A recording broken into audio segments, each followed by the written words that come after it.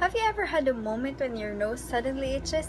And then someone goes to tell you that maybe someone just mentioned you in a conversation or just thought about you. Is it true? Depends on who you ask.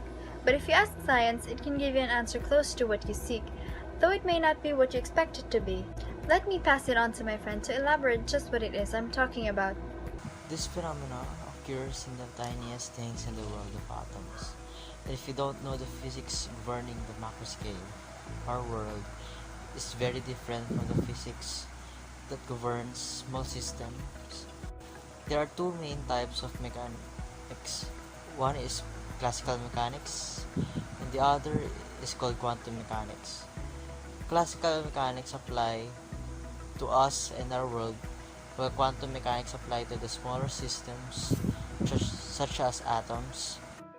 You may or may not have heard about this word quantum. It is mentioned quite a number of times in the infamous Marvel movie Ant-Man, and a few times on the blockbuster movie Avengers Endgame. Quantum realm is visualized in the movies as this less than microscopic world, vast yet no minuscule. Now it is also stated in the movie that Ant-Man should never be subatomic, meaning a system smaller than an atom. But since we aren't him, we are more than welcome to do so.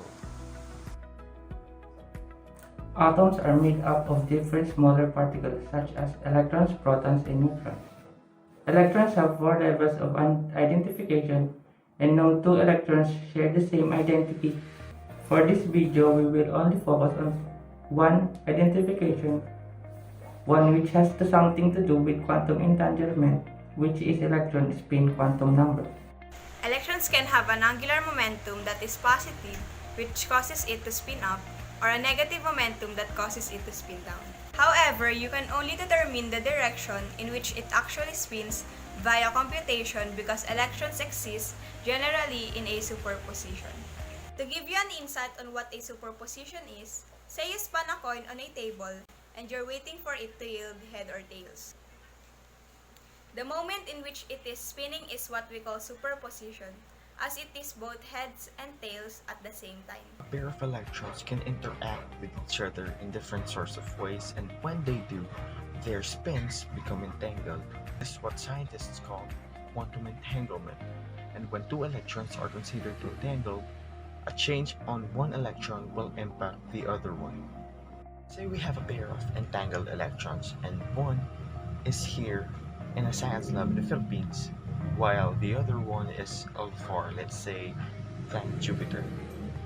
Whatever will occur on the electron that is in the science lab in the Philippines will directly affect the one that is in planet Jupiter. The crazy thing about this is that the speed in which the other electron reacts is instantaneous, faster than the speed of light. One can also argue that this makes teleportation possible, but of information at least. This phenomenon was so bizarre that it was enough to baffle even some of the most prominent scientists. Albert Einstein himself was so bewildered by the idea that he described quantum entanglement as a spooky action at a distance. There you have it. That's quantum entanglement for you.